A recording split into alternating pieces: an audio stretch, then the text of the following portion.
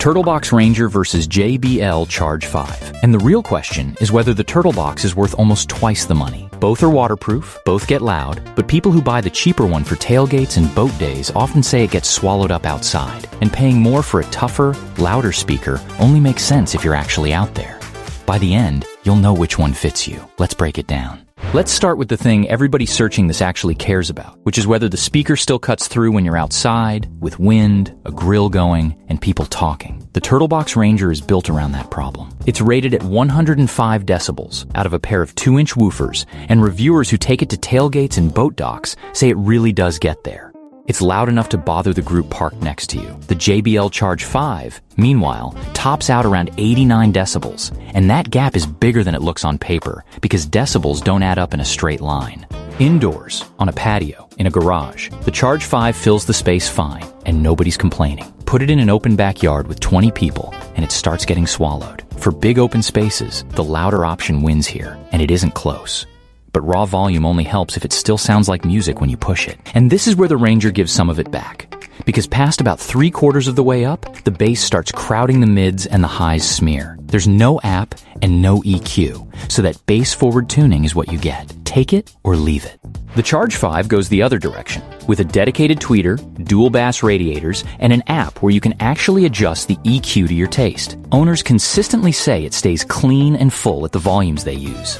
It's mono, so don't expect any stereo width from one unit, though both of these let you link speakers if you want more coverage. For music you're really listening to, the JBL is the better sounding speaker. For music that just needs to be heard across a parking lot, the Turtlebox is doing a different job. That difference carries over into battery, because the headline numbers hide the same thing. The Ranger claims up to 25 hours, and the Charge 5 claims 20, but those are moderate volume figures. Push the Ranger to full blast and detailed testing puts it closer to 4 or 5 hours, which is a normal afternoon, not a weekend. Same principle on the JBL, and independent measurements landed around 17 hours at conversation level listening, so the claim holds up. Where the Charge 5 pulls ahead is the built-in power bank, since you can top off a phone from the speaker, and camping buyers bring that up constantly. Refilling it takes about 4 hours, so it's not a quick turnaround, but both charge over USB-C, and neither one is annoying to live with. Look, on durability, both of these are rated IP67, meaning full dust protection and about 3 feet of submersion for half an hour, so puddles, rain, and a drop in the pool are covered on either one. The build philosophy is where they split. The Charge 5 is a fabric-wrapped cylinder with rubber bumpers that survives beach bags and job site dust. And after years on the market, there's no real pattern of these things failing. The Ranger is a different animal, with an impact-resistant shell, stainless tie-down anchors, and magnets strong enough to stick it to a truck bed, a golf cart, or the side of a grill.